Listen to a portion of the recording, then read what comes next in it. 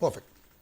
Good morning guys, good morning to one and all. And guys, let's move to the next part of the chapter number 1. And basically we were discussing about guys the concept of lifting of corporate wheel. ठीक है ना, आपको मैंने chapter number मतलब video number 6 में बताया था the concept of lifting of wheel, कि व्हील लिफ्ट कैसे होती है, ये क्या प्रोविजंस होते हैं व्हील लिफ्ट होने के, ठीक है, वो मैंने आपको बताया था वीडियो नंबर 6 में। वीडियो नंबर 7 में बताया था मैंने आपको कि व्हील लिफ्ट कब कब हुई है, बट वो कौन से प्रोविजन है बेटा, we discuss about the provision जो कि थे स्टैच्यूटरी। मैंने आपको याद है बताया था व्हाट इज स्टैच्यूटरी, मतलब सर वो वाले प्रोविजन जहां पर कि एक्ट में उसके जिक्र किया गया है, बेयर एक्ट में, कंपनीज एक्ट 2013 में उसका जिक्र किया गया है और बाकायदा सेक्शन के साथ दिया गया है कि जब जब ऐसा ऐसा होगा तब तक व्हील लिफ्ट होगी। आपको याद है 4 बातें, बिना नोट्स देखे बताइए, याद करेंगे आपको याद रहेगा। पहला सर बताया था कि जब भी कोई नंबर ऑफ मेंबर्स कंपनी में बताए गए उससे नीचे चला गया, पर नीचे चले जाने के बाद तुरंत हो जाएगा क्या, नहीं, लॉ ने क्या दिया आपको याद है ना, टाइम दिया, कितना टाइम दिया आपको, तकरीबन 6 महीने का। 6 मंथ्स के अंदर आप क्या कर सकते हो, अपने जो मिस्टेक्स है उसको क्या कर सकते हो, आप लोग ठीक कर सकते हो। और मिस्टेक तो क्या है बेटा, मैं कल भी समझाया था, it's not a mistake. Mistake क्या है कि सर आपके मेंबर्स कंपनी में कम क्यों हो गए, कोई भी दिक्कत नहीं है, कम हुए तो सर वो तो डेथ हो सकती है, किसी की इंसॉल्वेंसी हो सकती है, अनसाउंडनेस हो सकता है, कुछ भी हो सकता है। तो ऐसे में सर अगर बंदा कंपनी छोड़ता है तो सर आप बिल्कुल you are getting 6 months, it's not a joke. 6 month मतलब 182 दिन, 182 days is a huge period of time जब तक आप कंपनी में मेंबर्स को अपॉइंट कर लो, ठीक है ना, वो बताया था। दूसरा था सर आपको failure to refund application money, आपने कंपनियों ने लोगों से पैसे लिए शेयर अलॉट करने के लिए और अलॉटमेंट नहीं किया, कोई बात नहीं, नहीं करना अलॉटमेंट, कोई दिक्कत नहीं है, बट सर आप अलॉटमेंट भी नहीं करोगे और रिटर्न भी नहीं करोगे, सर ये कैसे होगा। तो अगर आप रिटर्न करने की लिमिट के बाद रिटर्न करते हो, जो टाइम लिमिट लॉ ने दिया है, तो सर उसके लिए क्या देना पड़ेगा आपको, इंटरेस्ट ब्याज देना पड़ेगा, ठीक है ना। तीसरा तो बहुत ही आसान था नाम का दुरुपयोग करना, miss use of name. Example मैंने आपको बताया था, कौन से एग्जाम्पल्स बताए थे कि शॉर्ट नाम कर रहे हो, नाम में लिखा हुआ है प्राइवेट लिमिटेड, आपने प्राइवेट वर्ड हटा दिया और आपने नाम का गलत उपयोग किया, तो सर व्हील लिफ्ट होगी। और चौथा तो खैर बहुत ही आसान सा एग्जांपल आपको याद ही होगा, मैंगोज वाला, या फिर क्लास वाला एग्जांपल लिया था, पैसे लिए, क्लास नहीं ली आपकी, मना कर दिया आपको, तो फिर अगर ऐसा किया तो फिर तो सर गलत है, ठीक है ना। तो कहने का मतलब ये सब बातें आपको ध्यान रखनी थी और ये सब बातें हम लोगों ने डिस्कस करते हुए आई गेस चैप्टर पूरा अच्छे से, पहला जो पोर्शन था वो हमने क्या कर लिया था, कवर कर लिया था, ठीक है ना। तो this was the end of the first part that is called as the provision of statutory, ठीक है ना। अब आगे बढ़ते बेटा, सामने स्क्रीन पर देखेंगे तो इसका नाम है आपके lifting of wheel under judicial interpretation. Judicial interpretation मतलब क्या होता है बेटा, जुडिशियल का मतलब यहां पे सबको समझता ही है, जुडिशियल का मतलब क्या होता है, इसमें कोर्ट केस हुआ है, इसका बेयर एक्ट में कहीं जिक्र नहीं है। अच्छा, अब आप बोलेंगे सर जैसे एग्जांपल किसी को पता होना चाहिए, ये जो केस हम लोग पढ़ने वाले दिनशा वाला पहला वाला, सर ये केस है 1897 का, सॉरी 1927 का। अब गौर से सुना मेरी बात, मैं जो बोलने वाला हूं, ये जो केस है ना, ये केस है 1927 का। अच्छा, उसके बाद 56 का एक्ट आया, चलो मान लिया मैंने कि 1913 के एक्ट में ये नहीं था क्योंकि उसके बाद का केस हुआ है, बट 56 एक्ट जब आया, listen to be very carefully, जब 56 एक्ट आया उसके पहले तो ये केस हो चुका था ना, हाँ सर हो चुका था, तो फिर क्यों उसको एक्ट ने डाला नहीं, चलो ठीक है 56 में डाला नहीं, अभी वाले तो एक्ट में डाल देते सर, एक्ट में इंक्लूड कर लेते इसको, इस केस को, क्योंकि ये केस बहुत पुराना है। अरे भाई साहब इससे तो पुराना केस सॉलोमन वाला केस है 1897 वाला, वो तक नहीं आया। ली वर्सेस ली फार्मिंग 1886 वाला केस है, कंडोली टी स्टेट पुराना केस है, कितने केसेस पुराने सर है हमारे साल कंट्री में, और वो सारे केसेस तो अब तक इंक्लूड नहीं हुए, कोई भी इंक्लूड नहीं हुआ, क्योंकि बेयर एक्ट में जगह ही नहीं है केस स्टडी की। बेयर एक्ट में होता है इलस्ट्रेशन, आपने सब अगर पढ़ा होगा ना, there is a subject called as JIGL, आपने पढ़ा होगा, मुझसे भी पढ़ रहे होंगे आप, ठीक है, JIGL, उसमें एक चैप्टर जिसका नाम है इंटरप्रिटेशन ऑफ स्टैट्यूट, उसमें देयर आर द 2 एड, सुना होगा आपने एड के बारे में, इंटरनल एड और एक्सटर्नल एड, याद आ रहा है कुछ हल्का फुल्का सा, इंटरनल एड एक्सटर्नल एड। तो इंटरनल एड में बताया गया कि sir there is a concept called as illustration. So what is illustration, illustration का मतलब होता है सर A और B, आपने कितने बार बेयर एक्ट में देखा होगा कि वहां पे A B वाला केस दिया जाता है, A ने B को ऐसा बोला, B ने A को ऐसा बोला। बेयर एक्ट में A और B का नाम होगा बट रियल नाम किसी का नहीं होगा, क्योंकि एक्ट में कोई जिक्र ही नहीं होता है। ये जो भी हम लोग पढ़ने वाले हैं ये सब कुछ कहां से आने वाला बेटा, ये आएगा आपके जुडिशियल इंटरप्रिटेशन से, जुडिशियल इंटरप्रिटेशन, राइट गाइस। बड़े आगे चलिए, सो इस पे सर अलग अलग कहानियां हैं जहां पे कि सर व्हील लिफ्ट की गई है, और ये इस समय भी हुआ था, और ऐसा अगर आज होगा तो आज भी व्हील लिफ्ट होगी। सर पहला कौन सा केस है, पहला है प्रोटेक्शन ऑफ रेवेन्यू, मतलब क्या, मतलब नाम पढ़िए अच्छे से, 2-3 बार मन में पढ़िए, प्रोटेक्शन ऑफ रेवेन्यू। मतलब ये हो गया कि आप लोगों ने कंपनी क्यों बनाई है, रेवेन्यू प्रोटेक्ट करने के लिए, रेवेन्यू प्रोटेक्ट करने के लिए। मैं आपको ये केस बाद में पढ़ाता हूं, मैं आपको ये केस बाद में पढ़ाऊंगा, पहले मैं अपने ऊपर एक केस लेता हूं, चलो ठीक है ना। अब अच्छा, सब लोग ने जीएसटी पढ़ा हुआ है, सुना तो होगा, मुझे बताइए जीएसटी में कितने रुपए के टर्नओवर तक के एग्जाम्पशन है, मतलब जीएसटी नहीं भरना पड़ता। एनी गेस, फटाफट चैट बॉक्स में लिख के बताइए मुझको, सभी लोग जितने भी बच्चे यहाँ पे देख रहे हैं लाइव, ठीक है ना, आदर्श, अभिषेक, रितेश, कोई भी बताइए फटाफट से। अगर मैं बात करूं जीएसटी की, तो कितने रुपए तक का ऐसा अमाउंट बताया गया है जहां पर सर अगर आपकी जीएसटी इसके अंदर होगी तो आपको जीएसटी नहीं भरना पड़ेगा, बट अगर आप रजिस्टर्ड नहीं है, तो अगर आप यूआरडी है, अनरजिस्टर्ड डीलर है तो, और अगर आप रजिस्टर्ड है फिर तो कोई बात ही नहीं है सर, आपको तो भरना ही पड़ेगा। क्या लगता है आपको कौन सी अमाउंट है, किसी को पता है? जीएसटी तो पड़ा होना चाहिए। अच्छा, कोई कह रहा है 15, कोई कहता है 10 लाख, ठीक है ना। Normally there is a flat limit of 20 lakh, और कुछ स्टेट में इसको बढ़ा के क्या कर दिया गया है 40 लाख, बट वैसे तो जीएसटी की लिमिट क्या है 20 लाख, ठीक है ना। अगर आप चेक भी कर लेंगे कभी भी, ठीक है, जीएसटी एग्जम्पशन लिमिट अगर आप कभी चेक करोगे, ठीक है ना, तो आपको वैसे देखने मिल जाएगा कि सर वैसे तो कितना बताया गया है वो 20 लाख का है। वह कहीं भी, ये तो खैर गूगल में देख रहा हूँ, आप कहीं भी देख लीजिएगा अच्छे से कितने रुपए तक की अमाउंट होती है सर, जिसकी ये भी देखो यहाँ पे ना अलग अलग है वैसे तो। और कुछ लोगों ने बोला कि सर 40 लाख, वो भी सही है, बट 40 लाख एग्जाम्पशनल केसेस में 40 लाख बढ़ा देते हैं, बट अदरवाइज नॉर्मल अगर बात करूँ तो 20 लाख रुपीज की लिमिट होती है। अच्छा, अब सुनना, listen to be very careful, ये एग्जांपल मैं क्यों दे रहा हूं, बहुत इंटरेस्टिंग एग्जांपल है।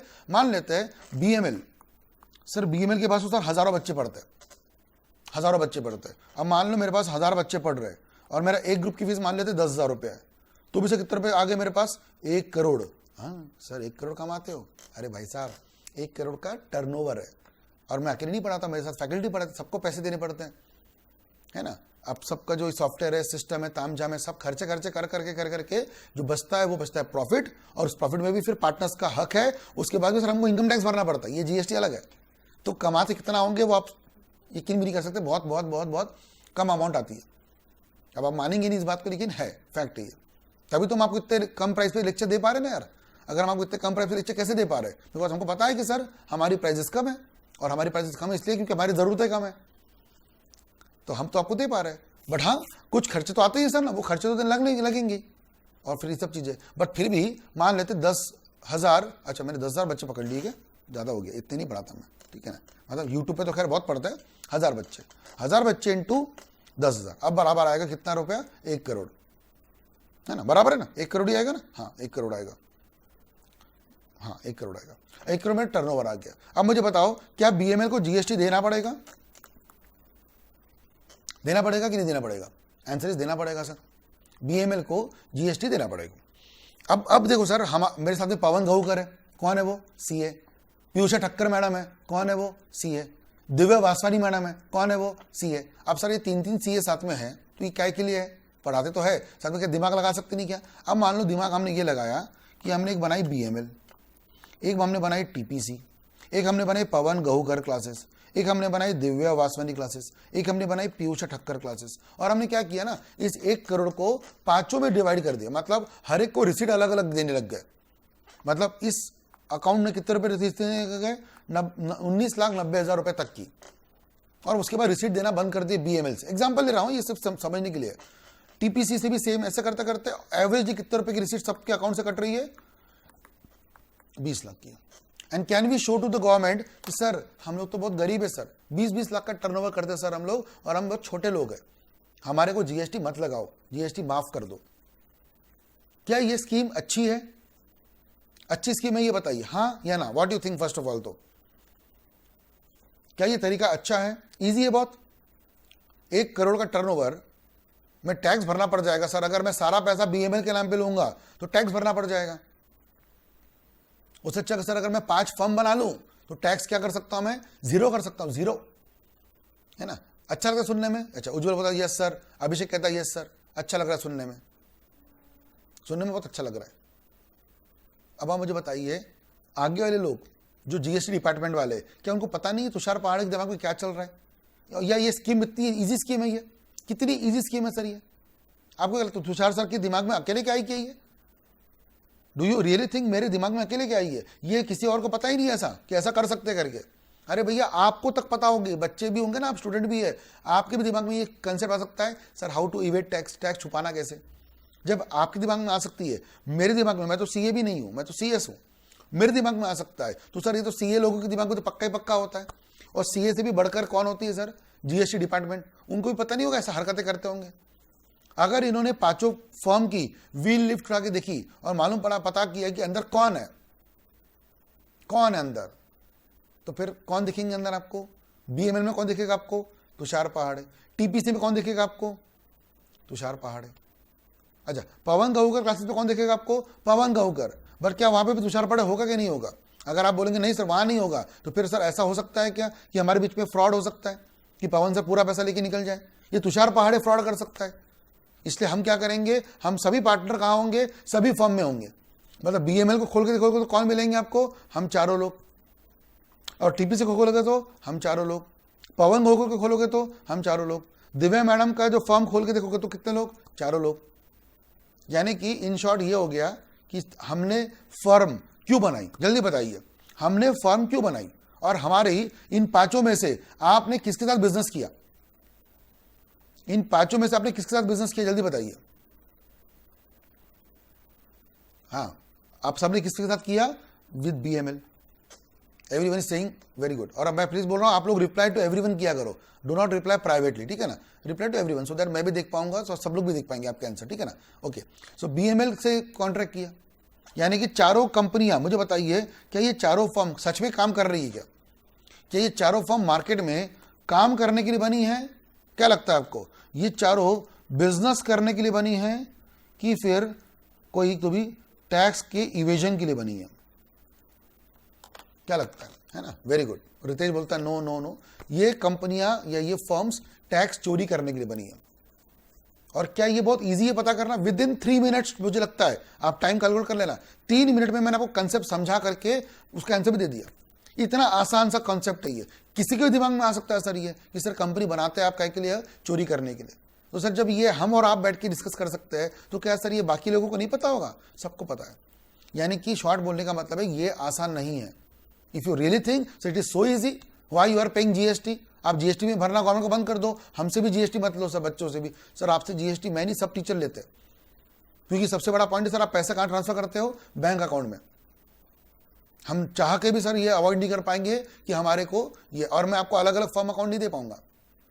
आपको भी डाउट आएगा तुषार सर अलग अलग अकाउंट मांग रहे हैं, और फिर बाद में अगर मांग भी लूंगा तो भी सर वो पता तो कर ही लेंगे कि सर ये किसके अकाउंट में पैसा आया है। क्या उनको आधार कार्ड नहीं पता आपका? क्या उनको आपका पैन कार्ड नहीं पता? उनको सब पता रहता है, सब पता रहता है भैया। सो कहने का मतलब है कि ये सब इतना आसान नहीं है। तो ये सब आज, ये 2021 में तुषार पहाड़े प्लान कर रहा है, 2021 में मैं प्लान कर रहा हूं। बट सर ऐसा 21 में नहीं, ऐसा 1927 में हो चुका है सर, आज से 100 साल पहले ऑलमोस्ट हो चुका है, और उसके ऊपर जजमेंट आ चुका है, और वो तब से लेकर के आज तक के तब उसका केस लैंडमार्क बन चुका है। और आज भी अगर कोई बंदा क्या करेगा, कंपनी को क्यों बनाएगा, तो सर नाम क्या है हमारे टॉपिक का? Protection of revenue. आपने कंपनी क्यों बनाई है? रेवेन्यू प्रोटेक्ट करने के लिए। आपको अगर ये दिखाना है कि सर मेरे को रेवेन्यू नहीं आता, या फिर आप, और मैंने फर्क किया, मैंने बहुत अच्छा एग्जांपल लिया। यहाँ पे जो एग्जांपल दिया आपकी बुक में वो कौन सा एग्जांपल है? इनकम टैक्स का। और मैंने आपको कौन सा एग्जांपल ले लिया पहले से ही? जीएसटी का। तो इससे क्या होगा, आप लोगों को एक तीर से दो निशान हो गए। मतलब आप पढ़ने ये जा रहे थे, आपने जीएसटी भी पढ़ लिया, क्योंकि जरूरी है कि एग्जाम में सर यही केस लॉ आएगा नहीं। एग्जाम में हो सकता है इस केस लॉ के भरोसे पर कुछ नया केस लॉ बनाया जाए, जो मैंने आपको पहले बना के दे दिया जीएसटी के ऊपर। अब हो सकता है कस्टम पे भी आ जाए, आपको कोई फर्क नहीं पड़ता। आपको तो कंसेप्ट पता चल गया ना बच्चे से कि कंसेप्ट क्या है। अब देखो सर, पढ़ाते पढ़ाते मैंने आपको लगे हाथ 2 केस स्टडी पढ़ा दूंगा। एक तो ये केस स्टडी पढ़ाऊंगा ही, बट एक केस स्टडी मेरे पर डाल दी मैंने, और एग्जाम में यही आ जाएगा कुछ तो भी बना के, Amar Textiles Limited has a turnover of 55 crore, और फिर उसने ऐसा किया वैसा किया। यही कहानी आएगी जो मैंने बीएमएल पे लेके चलाई, उस पर वो कहानी आ जाएगी।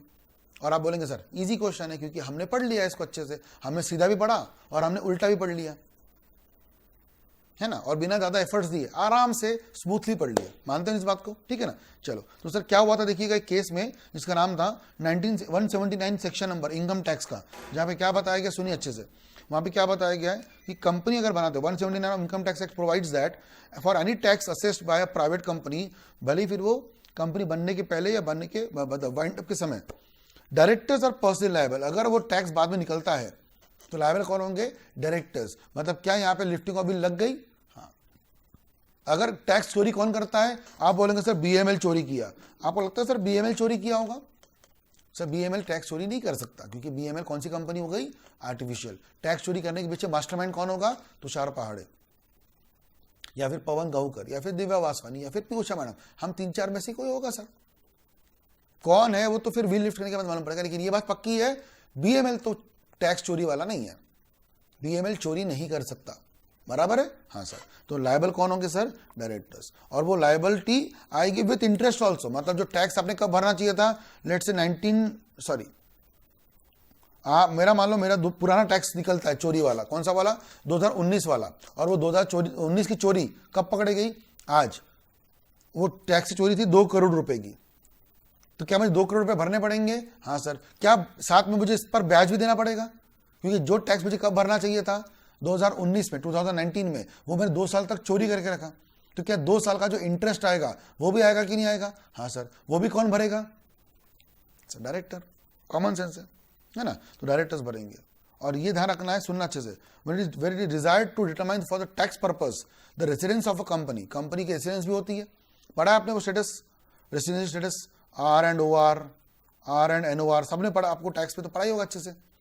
Resident and ordinary resident, resident and not ordinary resident, उस पर भी सब बताया गया। इंसान के लिए अलग है, कंपनियों के लिए अलग है। कंपनी की जो कंट्रोल मैनेजमेंट कहाँ से होती है? अगर लेट से दुबई से, तो कंपनी इंडिया की है कि बाहर की है? सर बाहर की हुई। तो आपको देखना पड़ेगा सर कि court will lift the wheel and find out कि मैनेजमेंट कहाँ से हो रहा है, जो आपने पढ़ा हुआ है आपकी इनकम टैक्स में। रेसिडेंशियल स्टेटस, मैनेजमेंट कहाँ से हो रहा है? अगर हम इंसान है तो फिर कहाँ से दिखते टैक्स? अर्न कहाँ किया है, इंडिया में अक्रू हुआ है कि अब्रॉड में हुआ है ना? सुना है आपने इनकम टैक्स पे? Yes sir. वो हो गया इंसान, ह्यूमन बीइंग के लिए। बट कंपनी के लिए क्या होता है सर? वो देखते हैं सर कंट्रोल कहाँ से हो रहा है। अगर कंट्रोल हो रहा है ब्राजील से, सब कुछ ब्राजील से कंट्रोल हो रहा है, इंडिया में सिर्फ क्या है? ऑफिस है, बट कुछ भी नहीं इंडिया में, तो सर फिर वो कंपनी इंडिया की ऑर्डिनरी रेसिडेंट नहीं है। बराबर है ना? वो रेसिडेंट कंपनी नहीं होगी इंडिया की, कैसे होगी सर फिर? है ना?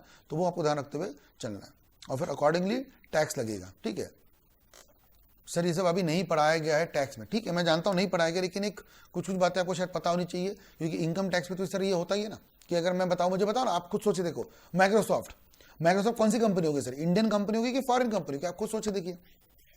अब सर आंसर किस पर डिपेंड करेगा? सर कंट्रोल कहाँ से होती है? Do you think sir Microsoft का कंट्रोल इंडिया में होता होगा? नहीं sir, it is controlled by Bill Gates. The company, the control, complete control is abroad in US, पूरा बाहर से ही है। तो समझ में आ जाएगा आपको कि सर इंडिया में टैक्स नहीं लगेगा। तो टैक्स का किस पे डिपेंड करेगा? उसके मैनेजमेंट पे। ये जो वर्ड लिखा है ना मैंने, सेंट्रल मैनेजमेंट, ये वर्ड पे गौर करेगा। उसका मैनेजमेंट कहाँ से हो रहा है, उस पर टैक्स डिपेंड करेगा। Are you getting this point? चलो sir, let's come to the main example. Sir हुआ क्या था? क्या हुआ था सर? केस का नाम बहुत सिंपल सा है, सर दिनशाह मानिक जी पतित। सर दिनशाह मानिक जी पतित। अब सर यहाँ पे आप देखो नाम लिखा हुआ है सर। सर का मतलब क्या होता है?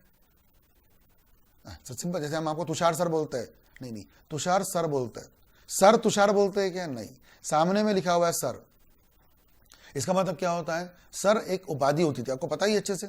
अच्छा, आपने तो इनकम टैक्स ये तो पढ़ ही लिया होगा मेरे से, संविधान, वो तो आपने पढ़ा ही हुआ है। अच्छा, आप ईटी से आए होंगे, you might have basically obviously you have studied in ET, Indian constitution. Article number, जल्दी बताओ कौन सा आर्टिकल नंबर है, मैं जो उसकी बात कर रहा हूं। फास्ट। 19 रॉन्ग, अभिषेक रॉन्ग। 17 बिल्कुल wrong, 17 is untouchability, Pragya. Abhishek 19 freedom, wrong. बस बीच के आंसर निकल। अब 17 नहीं 19, तो तुषार से 18 ही ले लो। 18, 50 नहीं है बेटा, 18। कौन सा 18? Abolition of title. टाइटल आपने पढ़ा होगा कि आजादी के पहले, संविधान के पहले टाइटल दिए जाते थे, जमींदार, है ना? और फिर उसमें ही आर्टिकल नंबर 18 था सर, है ना? Sir Don Bradman, sir Dinshaw. तो सर एक उपाधि होती थी जो क्या करती थी, बाकियों से आपको अलग करती थी। भेदभाव था, भेदभाव। जो सर वाले होते थे बड़े होते थे, और बाकी लोग चिल्लर है, तुम तुच्छ लोग हो, चिल्लर हो। तो सर दिनशाह। तुषार सर वाला सर उसकी कोई इज्जत नहीं है, पीछे में सर लगा लेते, लेकिन अभी जैसे मैंने देखा ना कई सारे व्हाट्सएप में वगैरह चलते रहता है, तुम किससे पढ़ रहे हो, कंपी लॉ, तुषार पहाड़े से। सर वर तो कुछ नहीं है। कंपी लॉ के लिए बेस्ट कौन है, देखते हो चैट वैट कुछ पूछते हैं, टैक्स के लिए अच्छा फैकल्टी कौन है, तो कुछ लोगों के नाम आते रहते हैं, ऐसे अलग चलते रहते हैं। कंपी लॉ के लिए अच्छा कौन है, तुषार पहाड़े का कंपी लॉ ले लेना, इसका ये ले लेना, FSM के लिए दिव्या अच्छी है। ऐसे बच्चे बात करते हैं, आपने सुना ही होगा, आपको पता ही होगा, you have seen multiple WhatsApp Telegram group, ऐसी बात। दिव्या का तुम ले लेना, FSM बहुत बढ़िया पढ़ाती है वो। ऐसे मैडम तो कुछ है ही नहीं, और तुषार सर तो कहीं से भी नहीं है। और अगर लगा भी लिया गलती से तुषार सर, फिर भी वो सर की जो इज्जत है वो दिल से नहीं आती है। बट यहाँ पे होती थी सर दिनशाह, ऐसे नाम होता था, ठीक है ना। अब नाम से मालूम पड़ता, सर दिनशाह मतलब बड़े आदमी, बहुत रईस, रसूख वाले, बहुत पैसे वाले। अब ऐसे इंसान जो बहुत ही रईस है, बहुत ही पैसे वाले, बहुत सब कुछ है, ये पर्सन के बाद बहुत कमाई होती थी। He used to earn huge money. और that time also we have income tax. उस जमाने में भी इनकम टैक्स एक्ट था, उस जमाने में भी टैक्स लगता था, लगान बोलते थे ना, सुना होगा आपने, लगान। तो लगान भरते थे, टैक्स भरते थे उस जमाने में भी, है ना। टैक्स तो तब थे ही थे। हाँ, कंट्रोल कौन करता था, ऑब्वियसली अंग्रेज। इंडियन गवर्नमेंट को तो अलाउड ही नहीं था ना, तो वो अलग बात है, वो सब छोड़ दो, उतना ज़्यादा टेक्निकली घुसने की जरूरत ही नहीं है कि क्या था क्या नहीं था, वो अपना टॉपिक ही नहीं है, ठीक है। Anyways, so what happened in the case also. अब यहाँ पे जो डी है, ये पैराग्राफ पढ़िए, सबसे मेन पैराग्राफ यही है ना, ये मैं आपको चाहता हूँ एक बार आप ध्यान से पढ़िए। तो क्या लिखा हुआ है, D and SSC received huge dividend and interest income. मैंने बोला ना आपको, बहुत अरबों कमाते थे उस जमाने में, अरबों भी नहीं बोलूंगा मैं, हजारों कमाते थे। सर हजारों बस, अरे सर आजकल करोड़पति की भी इज्जत नहीं होती। आजकल करोड़पति मतलब सभी करोड़पति है, बट एक जमाने पहले जब मैं छोटा था 17-18 ईयर्स का, तब बोलते थे वो लखपति है, लखपति होते थे लोग। 90s और 2090s के आसपास की बात करूंगा ना, 90s के एंड में, तब उस जमाने में लखपति वगैरह बहुत बड़ होता था। और आपके दादाजी से बैठ के बात करोगे तो बोलेंगे, अरे हमारे जमाने में एक लाख रुपए कमाना मतलब साल के भी 1 लाख रुपए कमाना मतलब, अरे बाप रे, बहुत ही रईस आदमी हुआ करता। पूछना अपने दादाजी से, आप वो, और आप भी समझते हो सर, आपने भी देखी है इकोनॉमी, आपने भी समझा है, इकोनॉमिक्स पढ़ाई हुआ है, you also know the value of money कैसे बढ़ते गया। आपके माँ बाप बताते होंगे, आपको दादाजी बताते होंगे कि वो जब जाते थे मूवी देखने के लिए सिनेमा हॉल में, तो टिकट होती थी 50 पैसा। सुना है नहीं सुना है, पूछना अपने माँ बाप से, या माँ बाप भी नहीं पूछना, दादा दादी से पूछना, आपके घर में दादा दादी होंगे तो। टिकट होती थी मूवी की 1 रुपए 50 पैसे, इस तरह से होते थे, बात करते थे। तो वो जमाना अलग था। और मैं तो बात करूँ 70s और 80s की, जब आपके दादा दादी थे, ये तो सर आज से 100 साल पुरानी बात है। उस जमाने में किसी के पास अगर 1000 रुपए भी हुए तो ही वॉज लेट से बहुत।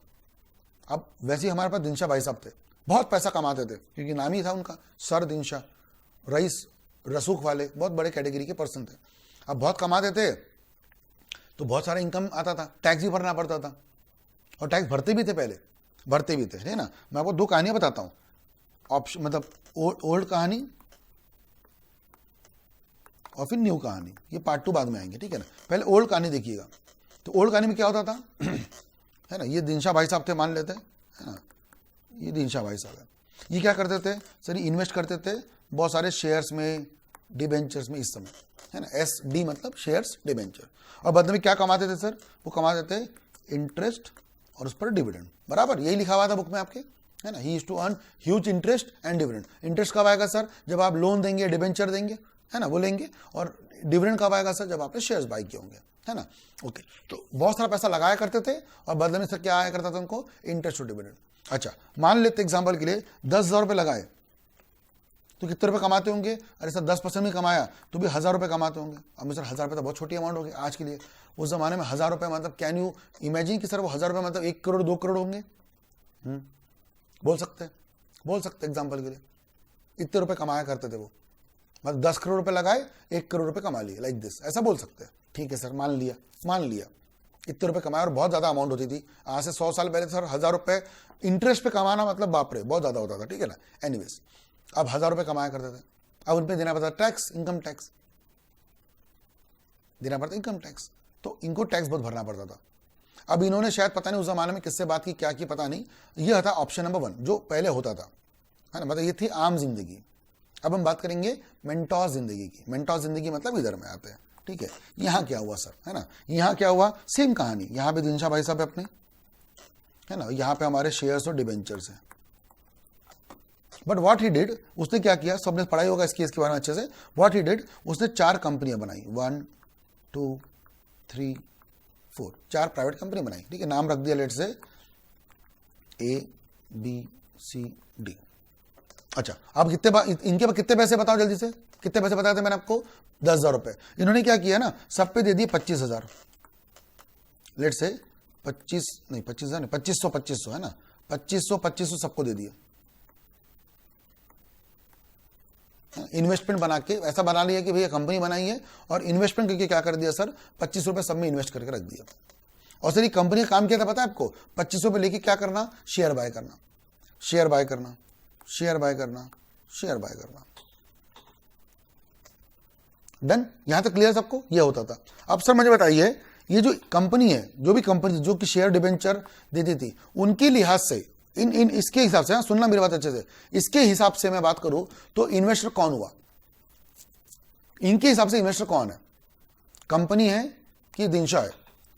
मतलब मैं इसलिए पूछ रहा हूं सर क्योंकि ये लोग इंटरेस्ट किसको देंगे, डिविडेंड किसको देंगे, ये जो ऊपर वाले कंपनियां हैं ये इंटरेस्ट डिविडेंड किसको देंगे? Will they give it to companies और will they give it to Dinshaw? पहले सर, पहले कोई प्रॉब्लम नहीं थी, पहले तो बहुत क्लियर था ना सर। इसके लिहाज से इन्वेस्टर कौन था, दिनशा था, पूरा पैसा इसको आएगा, सिंपल था। अब सर क्या होगा, चलो वेरी गुड, अभिषेक, रितेश, आदर्श, कल्याणी सबके आंसर आ गए, सर कंपनी को देंगे, है ना। लेट्स से भाई कितना परसेंट, सेम 10%, यहां पे भी 10% था ना, 10,000 लगाए, कितने मिले, 1000, 10%। यहां पे भी कितने मिले होंगे बेटा, 250 रुपीज, 250। अब आपको पता होगा सर, आज यहाँ पे स्लैब चलता है, पता है आपको, आज भी स्लैब चलते हैं कि इतने रुपए कमाने पे आपको टैक्स एग्जम्प्ट है। अभी आप बोले तो हमको टैक्स में पढ़ा ही नहीं हम लोगों ने, मानता हूं नहीं पढ़ा होगा, पर कुछ तो समझता होगा यार, प्रैक्टिकल इकोनॉमी तो देखिए आपने, क्या जिस बंदे की कमाई साल की 1 लाख रुपया है उसको भी टैक्स लगता है क्या? कितने पे लगता है वो मतलब नहीं है, वो अभी नहीं पढ़ रहा है, मैं आपको टैक्स का टीचर नहीं हूं। बट क्या आपको ये पता है कि हमारे कंट्री में स्लैब रेट चलता है कि एक लिमिट तक के एग्जम्प्ट है ना, एक लिमिट तक के एग्जम्प्ट है, उसके ऊपर जाने के बाद 5% टैक्स रेट है, 10% रेट है। और जिनकी कमाई 10 लाख या 10 लाख के ऊपर जाती है उनको 30% टैक्स लग जाता है।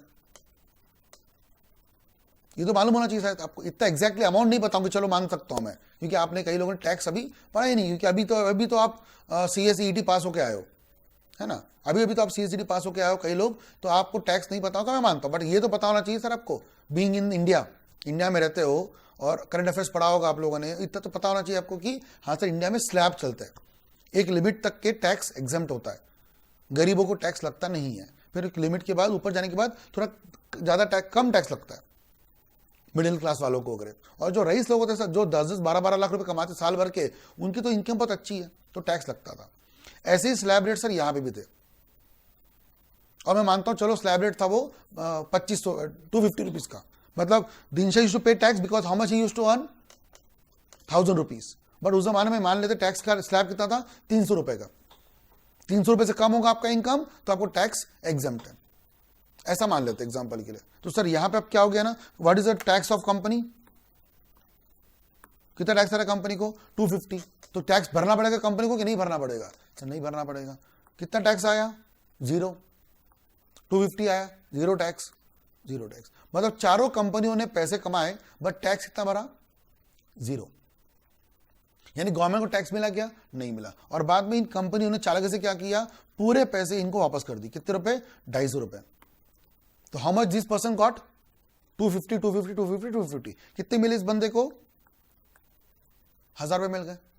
यानी पहले भी कितना कमाता था ये भाई साहब, 1000 कमाता था, अब भी कितना कमा रहा है, 1000 ही कमा रहा है, बट पहले 1000 पे क्या देना पड़ता था, टैक्स। और आपका 1000 जो है वो इनकम नहीं है, वो क्या है पता है, उसने ऐसा शो किया दिनशा ने कि मैंने क्या किया है, इन कंपनियों से मैंने लोन लिया है, इस कंपनी से मैंने लोन लिया है। और लोन पे थोड़ी टैक्स, लोन थोड़ी सर कमाई है, लोन तो सर एक लाइबिलिटी है, लोन पे थोड़ी। और वो भी पता है कौन सा लोन लिया होगा उसने, unsecured loan. Can you tell me why I am focusing on the word unsecured loan, मैं इस वर्ड पे क्यों इतना तवज्जो दे रहा हूं, इंपॉर्टेंस दे रहा हूं, अनसिक्योर्ड लोन, ये वर्ड पे इतना ज्यादा स्ट्रेस क्यों दे रहा हूं मैं, क्योंकि मतलब होता है अनसिक्योर्ड का कि सर आपको वो रिपे करना कंपल्सरी नहीं है, क्योंकि वो अनसिक्योर्ड है ना, रिपे किया ठीक, नहीं रिपे किया तो बैड डेट्स, तो डू यू थिंक इसको रिपे करने की बात हुई भी होंगी? नहीं सर, ये सब कुछ ये होगा, यानी पूरी कहानी समझ में आपको आ गई होगी। ये स्क्रीन आप देख सकते हो, I will make it full screen to you people. एक बार आपको मैं कर देता हूं फुल स्क्रीन, ये देखिए, इसको आप अच्छे से नोट डाउन कर लीजिए सब लोग।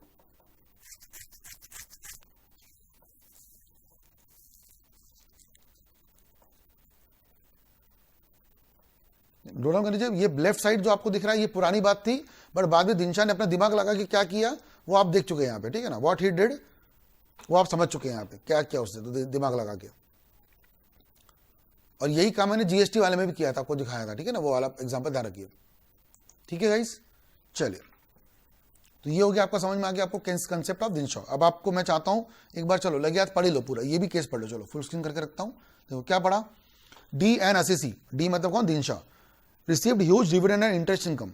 With the intention to reduce his tax liability, he transferred his investment to the 4 private company जो मैंने बनाया था ना, A, B, C, D। इसको कंट्रोल कौन कर रहा है? सबसे बड़ा वर्ड है दिनशा, कंट्रोल दिनशा कर रहा था। अब these 4 companies had no business। सबसे बड़ा चिड़ किस बात से अपने को, सर एक कंपनी बनाई गई थी फेक कंपनी, इसको बोलते हैं लॉ की भाषा में शेल कंपनी। शेल कंपनी मतलब सिर्फ टैक्स की चोरी करने के लिए बनाई गई है। इस कंपनी का खुद का कोई अस्तित्व नहीं है, इसका कोई पर्पज नहीं है, ठीक है ना। ये है शेल कंपनी, शेल कंपनी, ठीक है ना। तो ये आपको ध्यान रखते हुए चलना है। अब सर शेल कंपनी जब बनाई गई है तो इनका पर्पस क्या हो गया? टैक्स की चोरी करने का। बस आगे क्या बोला देखो फिर, as an when required T was granted loan by the company which was never repaid. Never repaid का मतलब क्या था सर? क्योंकि सर ये कौन से शेयर्स थे, ये कौन सा लोन था? ये अनसिक्योर्ड लोन था। अब ये केस किसने किया होगा मुझे बताइए, ये केस किसने किया होगा? Any guess? देखिए सर हर केस में केस करने वाला होता है ना सर, ये केस कौन किया होगा? What do you think? Just try तो करिए, किसका गुनहगारी है? दिनशा जो है, दिनशा पे केस हुआ ना, दिनशा पे केस करने वाला कौन होगा? प्लीज क्विकली टेल मी।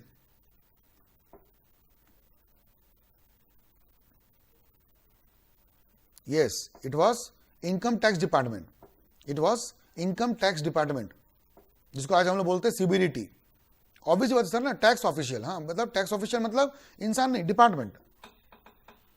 जिनको पता था कि सर ये दिनशा भाई साहब रोज तो टैक्स भर रहे थे, अभी क्या हो गया इनको टैक्स भरने में, तो वो दिनशा पे जिन्होंने केस किया वो थे इनकम टैक्स डिपार्टमेंट वाले, ठीक है ना। और उन्होंने केस किया और बोला कि टैक्स भरो। दिनशा ने जवाब में क्या बोला, पढ़े पैराग्राफ 3। दिनशा ने क्या कंटेंट किया कि सर नहीं सर हम टैक्स क्यों भरेंगे, टैक्स तो सर कंपनी का था, कंपनी भरेगी। Every company was separate legal entity, और सर वो अलग है। मतलब दिनशा क्या प्रूव कर रहा है कि सर मैं अलग हूं और मेरी बनाई गई कंपनी अलग है, हम दोनों में सर कोई संबंध नहीं है। दिनशा अलग और कंपनी अलग, सही बात भी है। बट फिर दिनशा ने शायद क्या नहीं पढ़ा, दिनशा ने शायद सोलमन वाला केस नहीं पढ़ा। ये दिनशा के पास शायद मैं नहीं था उस जमाने में, ऑब्वियसली मैं नहीं था ना, मैं इतना पुराना भी नहीं हूँ, मैं नहीं था उस समय। ये तो उसको बता देते हम लोग, क्या बता देते, और आप भी नहीं थे उस समय। ये तो आप जिस हिसाब से पढ़ रहे हो उससे, you could have told him कि भाई साहब कंपनी सेपरेट पर्सन तो है, बट कौन से कामों के लिए, अच्छे कामों के लिए।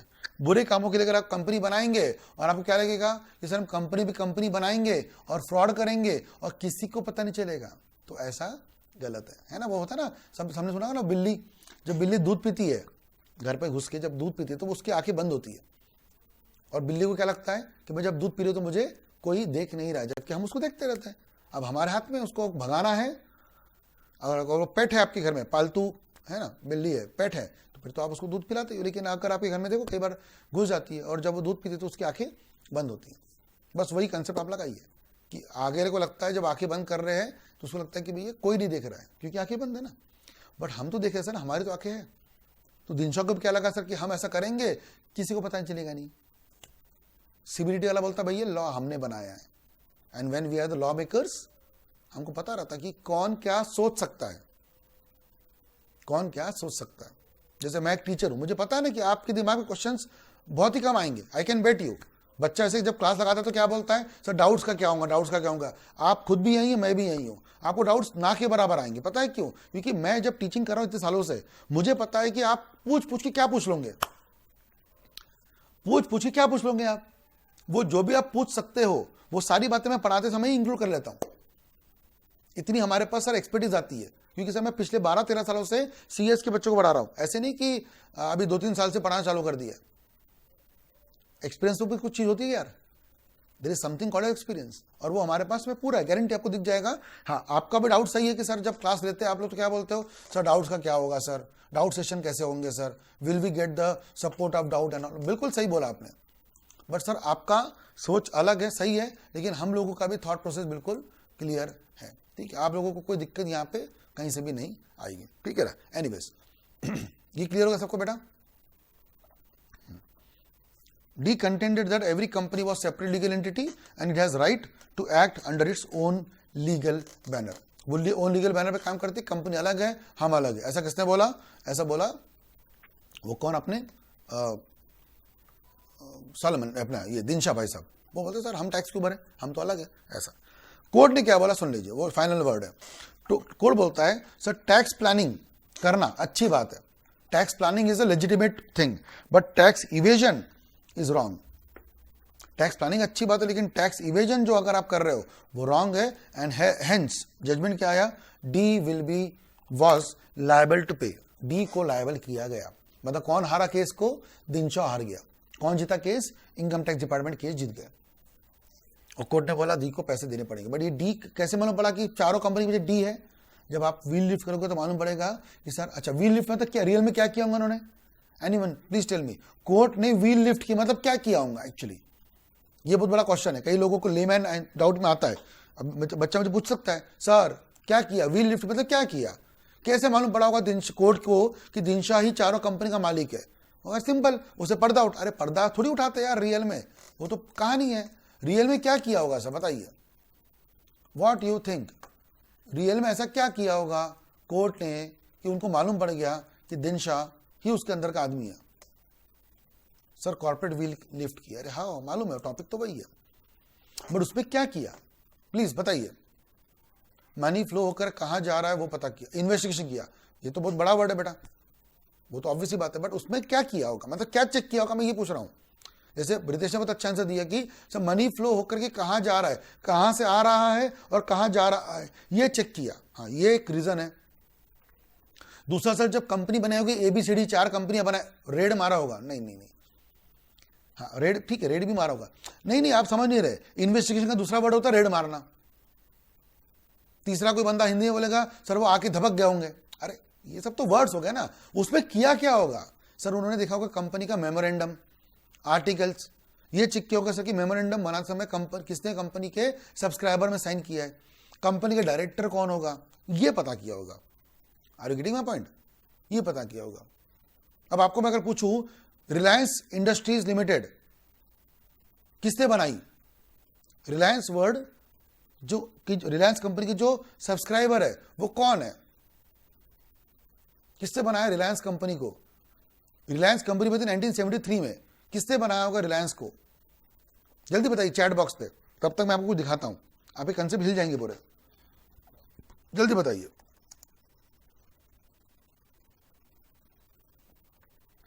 अरे बताओ ना। अच्छा धीरूभाई अंबानी, धीरूभाई अंबानी, वेरी गुड। कोई बोलता अंबानी, ठीक है ना। सर ये है हमारा एमओए रिलायंस का, ओरिजिनल एमओए, मतलब मैंने नहीं बनाया अपने हाथ से, ये गूगल से निकाल रहा हूँ, आप भी देख सकते हो। बाकायदा इनकी सील और स्टैम्प वैम्प भी है, सेतु रमन सर जो वहाँ के CS है उनकी साइन वगैरह है, ठीक है ना, दिख रहा होगा आपको। चलो सर इस पूरे एमओए को मैं दिखा रहा हूँ आपको, रियल वाला एमओए।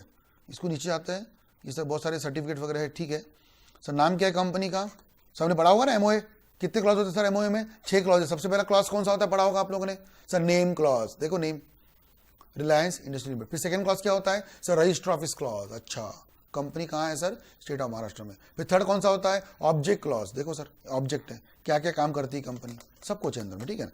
अच्छा मेन वो नहीं। फिर फोर्थ क्लॉज क्या होता है, लायबिलिटी क्लॉज। पांचवा क्या होता है सर, कैपिटल क्लॉज। और छठवा क्या होता है क्लॉज, जल्दी बताइए, without me showing to you, जब तक मैं आपको शो करूं उसके पहले मुझे बताइए 6 क्लॉज कौन सा होता है। 6 क्लॉज मेरे दिखाने के पहले बताइए, जल्दी बताइए 6 क्लॉज कौन सा होता है। Very good, it is subscriber clause, है ना, सब्सक्राइबर क्लॉज। अब आपको मैं दिखाता हूं इनका सब्सक्राइबर क्लॉज, कि कंपनी को सब्सक्राइब किसने किया था। देखिए दिख रहा है, do I should I make it full screen, yes, wait minute. देखिए क्या लिखा हुआ है, वी द सेवरल पर्सन, जिनके नाम लिखे हुए यहाँ वहां पे, are subscriber to the memorandum, and हमने कंपनी बनाई है, लाइन पढ़िएगा, and we respectively agree to take the number of shares in the capital of company, जो कि हम लोग अभी कंपनी बनाना चाहते हैं, है ना। नाम देखिएगा किसके, MD Shivanjappa, MD Shivanjappa Devappa, T R Satish Chandran, Seshadri, Ramesh U Pai, Ramdas M Pai, और आखिरी में पुत्तुराज यूआरएस। 7 भाई साहब हैं यहाँ पे, और 7 सब्सक्राइबर होते पब्लिक कंपनी में। कंपनी कब बनी थी, 1973 में। 7 लोगों के नाम है, सारे साउथ इंडियन लोग, सारे के सारे साउथ इंडियन लोग, और सब कहाँ रहते देख सकते हो बीच वाले कॉलम में, बेंगलोर, मणिपाल, मणिपाल, बेंगलोर, बेंगलोर, अभी बेंगलुरु बोलते हैं लेकिन तभी बेंगलोर ही बोलते थे ना, बेंगलोर, बेंगलोर। क्या समझ में आपको आया, what you found it with this example, क्या समझ में आपको आया कि सर हम अभी के अभी बैठे बैठे मैं आपको किसी भी कंपनी के प्रमोटर बता सकता हूं किसने कंपनी बनाई होगी, किसने कौन सी कंपनी बनाई है, मैं आपको विद इन अ मोमेंट चुटकी में बता सकता हूं कि कौन सी कंपनी क्या है। अब तुषार पहाड़े बोलता है कि तुषार पहाड़े इस BML का मालिक है, आप 2 मिनट में पता कर सकते हो कि मैं मालिक हूं, कि मैं एम्प्लॉय हूं, कि ये कंपनी है, ये फर्म है, क्या है। और जब आप 2-3 मिनट में पता कर सकते हो तो आपको लगता है सर कोर्ट को दिक्कत है ये सब पता करने में। एंड जो मैंने आपको करके दिखाया, क्या ये इन्वेस्टिगेशन है, ये कुछ इन्वेस्टिगेशन करेंगे, रेड मारेंगे, आपको लगता है मैंने इन्वेस्टिगेशन किया, रेड मारी मैंने बैठे बैठे अपने चेयर पे विद इन 2 मिनट्स। इतने में तो मैगी भी नहीं बनती, मैगी वाले भी बोलते 2 मिनट में मैगी बन जाएंगी, नहीं बनती है, बट मैंने 2 मिनट में आपको दिखा दिया रिलायंस कंपनी के प्रमोटर कौन थे, रियल प्रमोटर जिन्होंने कंपनी बनाई है। वो बात अलग है, फिर से कंपनी बना के क्या हुआ, ये अंबानियों ने 1976-77 में क्या कर लिया, इसको परचेज कर लिया था, कहानी ये हुई थी। और फिर बाद में धीरू भाई अंबानी इसको लेके चले, फिर आज तो मुकेश और अनिल फिर अलग अलग काम कर रहे हैं, वो तो पता ही है आपको, बट ओरिजिनली ये कंपनी इन्होंने बनाई, और ये विद इन 2 मिनट्स हमने पता कर लिया। Same you can do with Kingfisher, same you can do with Tata Steel, same you can do with Infosys. Everyone knows about Infosys. कौन थे इंफोसिस के प्रमोटर, नारायण मूर्ति, नंदन नीलेकणी, ये सब प्रमोटर्स है। तो कहां से मालूम पड़ेगा आपको, अरे सर चुटकी में। तो सर ये जो कंपनी, अपना एग्जाम्पल पे वापस आता है, ये जो दिनशा भाई साहब कंपनी बनाए थे, इसको पता करना बहुत बड़ी बात नहीं है। तो आपको कुछ क्वेश्चन तो था सर व्हील लिफ्ट कैसे करते हैं, सर कुछ ही सर कंपनी के अंदर झांक के देखना पड़ेगा, आपको कंपनी के अंदर झांकना पड़ेगा, बस झांका कोर्ट नहीं, और दे दिया answer. Are you getting point, जम गया सबको अच्छे से, क्लियर है बेटा। आदर्श कुमार, किंगफिशर का देखो सर, मैं क्यों देखूं, मैंने आपको एक दिखाया ना सर, आप दिखा सकते नहीं क्या, दिखा सकता हूं ना मैं, बट यही करते बैठेंगे तो फिर आपको कुछ नहीं करना है क्या आप ये काम कर सकते हो with in 2 minutes, yes sir कर सकते हैं, आप कर सकते हो, है ना, आप कर सकते हो, आप करिए ना, मैं दिखा सकता हूं, 2 मिनट और लगेंगे, बट सर आप तीसरा बंदा बोलेगा सर ये भी दिखाओ। आपको जो कंपनी मन में आती है आप गूगल करिए, उसका मेमोरेंडम ढूंढिए, आपको मिल जाएगा, विद इन अ मोमेंट मिल जाएगा आपको, कोई बहुत बड़ी चीज नहीं है सर मैंने क्या किया, तो आप करिए, ये आपको ज्यादा जरूरी है। मैं करके देखूंगा, आप क्या बोलेंगे, हाँ मजा आया, मजा आपको इसलिए आया क्योंकि मैंने किया। एग्जाम में आपको कुछ मजा नहीं आएगा क्योंकि आपको सर आता ही नहीं है वो करना, इसलिए मैं चाहता हूं आप करिए। मैंने आपको एक दिखा दिया ना, आप जिसके मन में आएगा आप ट्राई कर सकते हो, नाम डालिए कंपनी का, गूगल कर सकते हो, you can find out the memorandum, आपको पता चलेगा सर किंगफिशर बनाने के लिए क्या विजय माल्या था कि कोई और था, है ना, ऐसे। चलो ये हो गया केस बराबर, एक छोटा सा केस था बट बहुत अच्छे से समझा लिया हमने और बहुत बातें अच्छे से कर ली, ठीक है। One more case will to study today, इसका नाम है प्रिवेंशन ऑफ फ्रॉड या फिर improper conduct. Prevention of fraud और इम्प्रॉपर कंडक्ट, क्या मतलब होता है इसका, फ्रॉड प्रिवेंट करने के लिए कंपनी क्यों बनाई गई है, फ्रॉड प्रिवेंट करने के लिए, फ्रॉड को रोकने के लिए, है ना। प्रिवेंशन ऑफ फ्रॉड और इम्प्रॉपर कंडक्ट, मतलब कंपनी बनाई गई सर फ्रॉड करने के लिए, रोकने के लिए नहीं, यानी, और ये टॉपिक पढ़ना आपने अच्छे से, ठीक है ना। अब से इसके लिए बहुत अच्छा केस है हमारे पास जिसका नाम है Gilford motor versus horn. Horn, horn है वो, हॉर्नी नहीं है। ये तो कुछ बोलेंगे सर हॉर्नी है, नहीं नहीं, हॉर्न, ठीक है ना। गिलफर्ड मोटर वर्सेस हॉर्न, ठीक है। एनीवेज क्या बोला है, where a company is formed to escape legal obligation, company बनाई क्यों गई है, अपने जवाबदारी से मुकरने के लिए। Escape from legal obligation, legal obligation क्या मतलब होता है इसका बेटा, आपने कुछ कमिटमेंट पहले किया होगा और बाद में उस कमिटमेंट से आप क्या कर रहे हो, मुकर रहे हो, पलट रहे हो, ठीक है ना।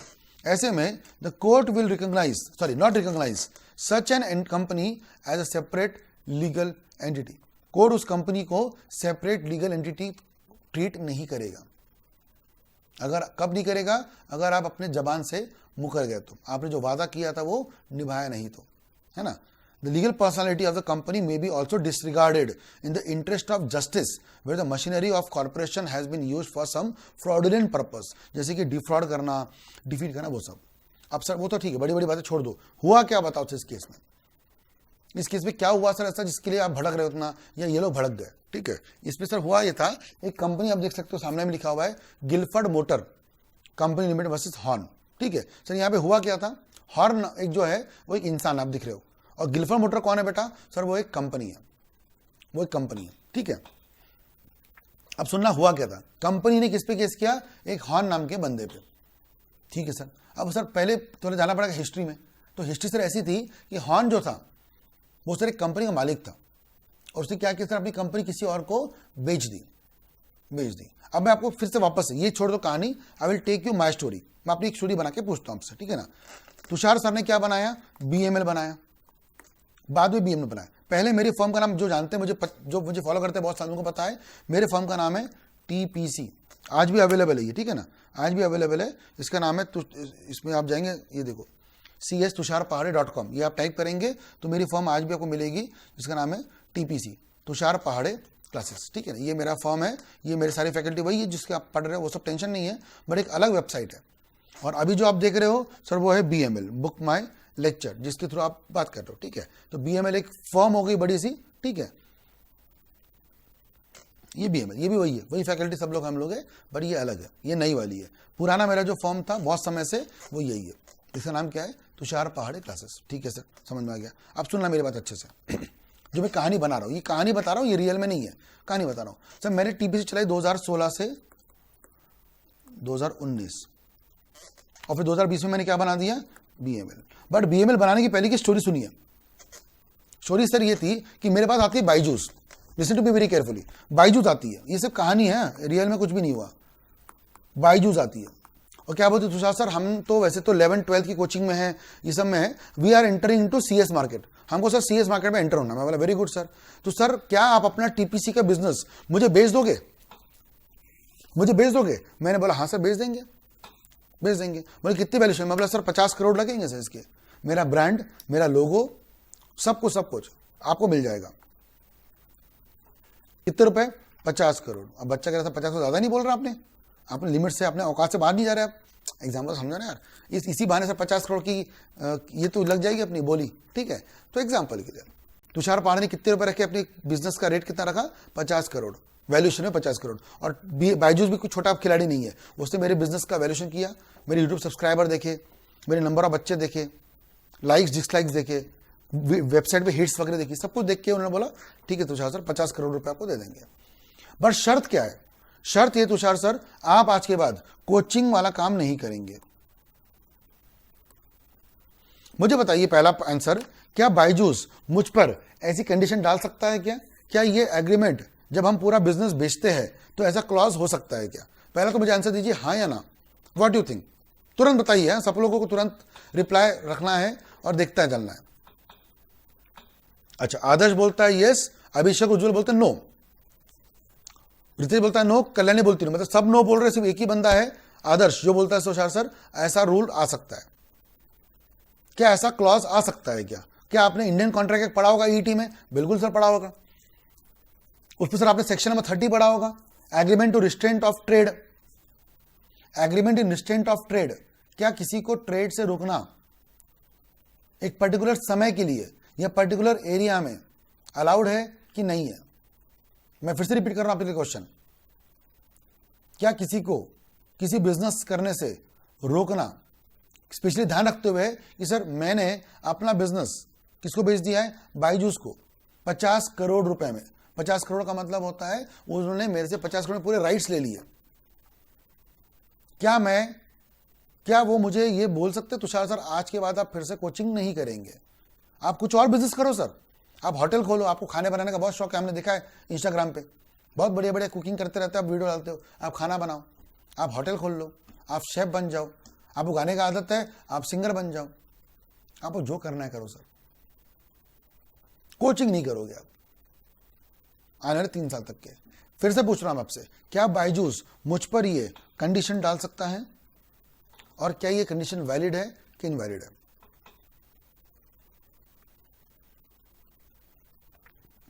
अच्छा, अभिषेक बोलता है इनवैलिड है सर।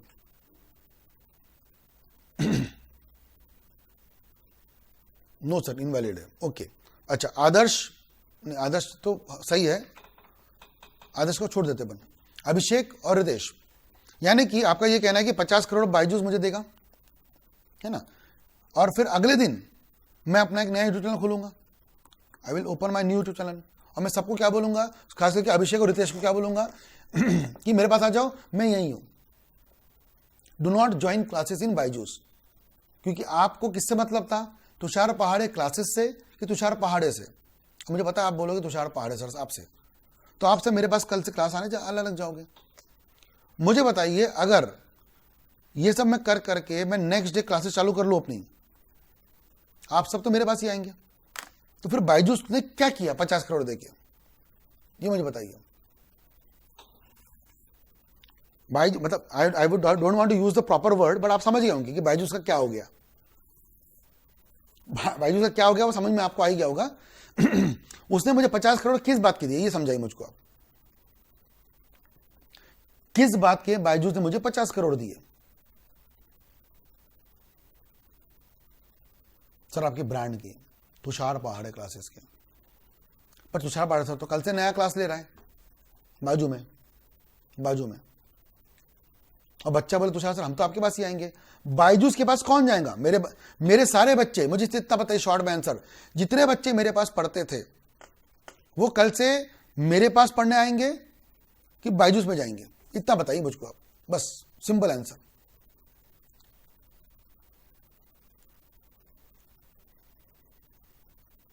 आदर्श का तो आंसर सही है, चलो वो आदर्श का तो कंफर्म है। मुझे रितेश से, अभिषेक से, कल्याणी से, प्रज्ञा से और बाकी जो भी लोग यहाँ पे है, मैं सबके नाम नहीं पढ़ पा रहा हूँ, अभिलाषा भी और नीचे और भी नाम है, दीपा है और बहुत सारे। बताइए किससे पढ़ने आएंगे आप? बायजूस में जाएंगे आप पढ़ने कि तुषार पहाड़े के पास आएंगे पढ़ने? ठीक है ना, आप आएंगे मेरे पास, यानी कि बायजूस का तो जो भी आप लगाना चाहो वर्ड लगा लो। 50 करोड़ रुपए देके वो बन गया बेवकूफ बन गया। मानते हो इस बात को? सर किसी पर्सन पे जब आप बिजनेस बाय करते हो उस पर ये क्लॉज डालना, क्या डालना, इस तरह एक लिमिट तक के आप बिजनेस करेंगे या एक ईयर तक आप बिजनेस नहीं करेंगे, ये क्लॉज डालना बिल्कुल जायज है, बिल्कुल जायज है सर। ये रिस्ट्रिक्शन आप डाल सकते हो, कोई दिक्कत की बात इसमें नहीं है। You can put such restriction, बिल्कुल सही बात है, ठीक है ना। अब सर कहानी भी यही हुई थी, देखो ए सोल्ड हिज बिजनेस। अभी अपनी कहानी में ए कौन हुआ, जल्दी बताइए, मेरे एग्जाम्पल में ए कौन हुआ? सर तुषार पहाड़े आप, ओके। और बी कौन हुआ सर? बी तो वेरी गुड, बी फॉर, जल्दी बताओ, बी फॉर, ए तो मैं हो गया, और बी फॉर बायजूस, है ना। ए हो गया मैं, बी हो गया Byju's. A sold his business to B and agreed not to compete with him for a given number of years within local limits। एक एरिया पर मैं कोचिंग नहीं करूंगा और वो कॉम्पिट बेसिस ही करूंगा। Can I start teaching tomorrow physics? बताइए, क्या मैं कल फिजिक्स पढ़ाना चालू कर दूं तो मुझे बायजूस मना करेगा क्या? नहीं। If I start teaching dance, Byju's मना करेगा क्या? नहीं। किससे मना करेगा वो? कॉम्पिटिंग बिजनेस से। सर सीएस में मत आओ, वहां पे सर आपको सब जानते हैं इंडिया भर के बच्चे, और आपने सीधा बोल दिया ना मैं यहां हूं, मैं हूं ना, मेरे पास आ जाओ, सारे पलट जाएंगे आपके पास। कोई बायजूस बन गया पागल, बेवकूफ, क्या कर रहा है, क्या किया उसने 50 करोड़ देके? मैं तो 50 करोड़ छोड़ो, उसे 50 रुपए भी दिए होंगे मुझको, तो भी उसको 50 रुपये भारी पड़ गया वो, क्योंकि मुझे कोई नुकसान ही नहीं हुआ। तो इसलिए वो क्लॉज डालने का अधिकार है, ये कॉन्ट्रैक्ट एक्ट में ये प्रोविजन दी गई है, ऐसा कर सकते हैं, ठीक है ना। क्लॉज डाला और बोला सर मत करना। बट ए ने जो ए मतलब तुषार पाड़े ने क्या किया पता है, उसने बेचा टीपीसी, उसने बेचा टीपीसी और क्या शुरू कर दिया पता है नेक्स्ट डे, बीएमएल। क्या शुरू कर दिया, बीएमएल। और बीएमएल में मैं क्या बन गया वहां पे, टीचर। अब मुझे बताओ, अगर मैं ऐसा करूंगा, मैं अगर बीएमएल चालू करके तुषार पहाड़े अगर बीएमएल में पढ़ाए बच्चों को, तो मुझे बताओ किसका दिमाग खराब होगा? जल्दी बताइए किसका दिमाग खराब होगा? सर बायजूस का। क्या बायजूस केस करेगा क्या? हाँ सर केस कर सकता है। किस पर करेगा वो बीएमएल पे करेगा कि मुझ पे करेगा? जल्दी बताइए। बायजूस किस पे केस करेगा, बीएमएल पे कि मुझ पर? आंसर मुझ पर। नाम क्या बनेगा केस का, बायजूस वर्सेस तुषार पहाड़े, जो कि हमारी रियल कहानी में कौन से केस है, गिलफर्ड मोटर वर्सेस हॉर्न। अब आपको केस पूरा क्लियर हो चुका रहेगा, आप पूरा समझ चुके होंगे अच्छे से। और आप समझो बात को, जब गिलफर्ड मोटर ने किस पे केस किया, हॉर्न पे, तो हॉर्न ने क्या बोला होगा कोर्ट में? जल्दी बताइए, हॉर्न ने क्या बोला होगा कोर्ट पे? सर मैं कुछ भी नहीं हूं सर, जो कुछ है सर वो मेरी कंपनी है। जैसे तुषार पहाड़े कोर्ट में पता है क्या बोलेगा, सर मैंने कुछ नहीं किया सर, वो तो सर बीएमएल करती है सर, मैं बीएमएल नहीं हूं सर, बीएमएल एक अलग कंपनी है और तुषार पहाड़े अलग है सर। कोर्ट बोलेगा इधर आ, मैं तेरी व्हील लिफ्ट करता हूं। जब कोर्ट बीएमएल की व्हील लिफ्ट करेगा तो बीएमएल के अंदर कौन मिलेगा आपको?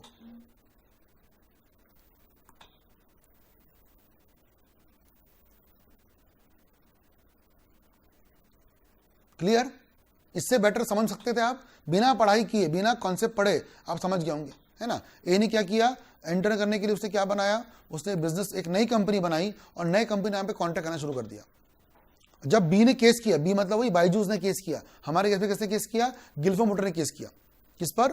हॉर्न पे। जब बी ने बायजूस ने केस किया तुषार पहाड़े पर, क्या बोल के सर कॉन्ट्रैक्ट तोड़ा है, तो मैंने क्या बोला होगा कोर्ट में कि नहीं मैंने कॉन्ट्रैक्ट नहीं तोड़ा, मैं तो ईमानदार आदमी हूं, वो तो बीएमएल बेवकूफ है।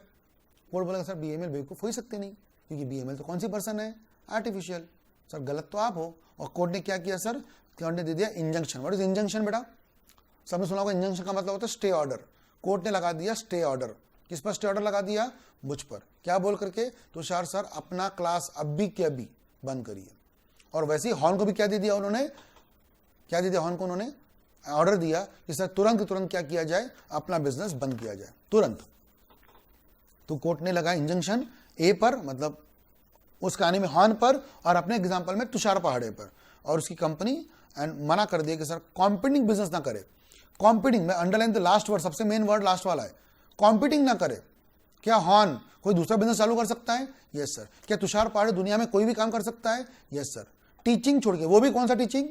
CACS। क्या मैं कल 11-12 पढ़ा सकता हूं? 11-12? Yes sir.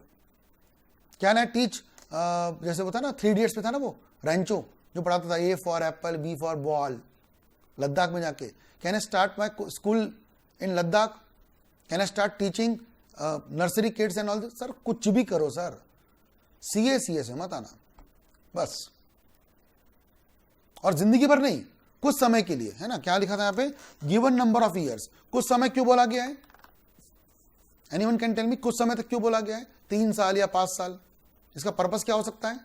इजी आंसर इसका, अगर तुषार पहाड़े 5 साल तक CS में नहीं पढ़ाएगा तो, अगर तुषार पहाड़े 5 साल तक CS में नहीं पढ़ाएगा तो क्या होगा? 5 साल बाद सर आप आ सकते हो, 5 साल बाद आप आ जाना। हाँ, पहला तो मेरा गुडविल खत्म हो जाएगा, दूसरा ताकि बायजूस मार्केट ऑक्यूपाई कर ले, वो भी एक पॉइंट है। और मेरा एंगल से सोचो, 5 साल बाद तुषार पहाड़े जब आएगा पढ़ाने के लिए और क्या बोलेगा, आई एम बैक, तो बच्चे जो रहेंगे उस समय CS के, वो कौन से बच्चे रहेंगे सर? जो मुझे जानते रहेंगे क्या, बताइए उस समय। तो मैं जो लाइन लिखूंगा ना, आई एम बैक, बच्चों तो हम तो क्या करें? हाँ तो हम क्या करें, तुम बैक हो तो अपनी बैग दिखाओ और निकलो, क्योंकि people will not aware about me. मुझे फिर से शुरू करना पड़ेगा 5 साल बाद। इसलिए इन्होंने ये रूल डाला ऐसा और ऐसा करना अलाउड है, कुछ समय के लिए, कुछ पीरियड के लिए ये करना अलाउड है ना, ऐसा। एनीवेज क्लियर हो गया बेटा। तो ये सेकंड केस भी काफी अच्छा सा था, ये भी दूसरा केस हमने आज कवर कर लिया। कल हम लोग बाकी के 3 केस पढ़ेंगे। एक है हमारा डेमलर वाला केस, ये वाला देख सकते हो आप, एक डेमलर वाला केस पढ़ेंगे, फिर हम लोग केस पढ़ेंगे एफजी फिल्म्स वाला, और एक केस हम लोग पढ़ेंगे अरिल वाला, एसोसिएटेड रबर इंडस्ट्री लिमिटेड, ये वाला केस हम लोग पढ़ेंगे। ठीक है, ऐसे करके 3-4 केस अभी और कल के हैं, वो कल हम डिस्कस करना चालू करेंगे। और फिर पूरा एक समरी आपको मैंने इस पर पूरी फ्लो चार्ट में दे दी है। आज हमने 2 केस पढ़ लिए अच्छे से। पहला कौन सा केस पढ़ा हमने, ये वाला रेवेन्यू वाला, जिसके लिए केस का नाम क्या था, दिनशा वाला, और दूसरा केस हमने पढ़ लिया डी वाला। अभी और आपके जो आगे वाले 3-4 केस दिख रहे हैं आपको, वो पढ़ना है, वो हम लोग कल कंप्लीट करेंगे। ठीक है, आराम से आपका कंप्लीट हो जाएगा। And then we will end with the chapter also. First जो इंट्रोडक्शन पार्ट है, ये कंपनी क्या है, कंपनी कैसे अलग है बाकी लोगों से, और सारी बातें हम लोगों ने डिस्कस करते हुए चल दिया। ठीक है ना। Sir in case of dissolvency, insolvency बोलो कि डिसॉल्यूशन बोल रहे हो, दोनों वर्ड वापस मिक्स कर दिया। In case of dissolvency of the company is minimum member required. नहीं, डिसॉल्व तो वैसे भी करना था, तो फिर मिनिमम जरूरत नहीं पड़ेगी। अगर डिसॉल्व जब हो रही है, when the company is going to dissolve, तो फिर तो वैसे भी आपसे पूछना जानी था कि कितने मेंबर्स आपके हैं। ठीक है ना, यस। चलिए बेटा, परफेक्ट है guys, right. Thank you very much guys, thank you very much. So will and here and I hope आपको मजा आया होगा आज का क्लास अच्छे से। जो केसेस पढ़ा है वो पढ़िए, और आपको मैं सिर्फ 2 केस नहीं पढ़ाए, 2 केस के साथ में 2 केस एक्स्ट्रा बताए, कुछ अपने ऊपर लेके, कुछ मार्केट के, मतलब 2 + 2 + 2 6 बताए। एक एग्जाम्पल में 6 केस बता दिए मैंने आपको, 2 केस रियल वाले, उन पर बनाए हुए अपने खुद के केस, और एक और डमी केस। ऐसा करके मैंने हर चीज के 3 केस पढ़ाए आपको मैंने, एक बुक से और 2 बाहर से, तो 3 और 3 6 केस पढ़ लिया आपने। और आपको मैंने वादा किया था कि मैं आपको तकरीबन 500 केस पढ़ाऊंगा। सॉलमन भी हो गया हमारा, ली वाला भी केस बताया था, मतलब अब तक के हमारे 10-12 केस तो वैसे ही हो गए इनिशियल 5-6 क्लासेस में ही।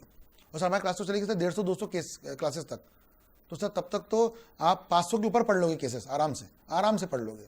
ठीक है ना। और ये केस में से तो एग्जाम में सर कितने केस आएंगे, 25-30 केस आएंगे, कुछ ना कुछ इसमें से फंसे जाएंगे आपके एग्जाम में, है ना। तो दिक्कत की बात कोई भी आपको नहीं आएगी, राइट गाइस। चलिए will stop here, then tomorrow we will meet again with the next part of this part, right guys. चलो bye bye guys, take care, see you, bye bye.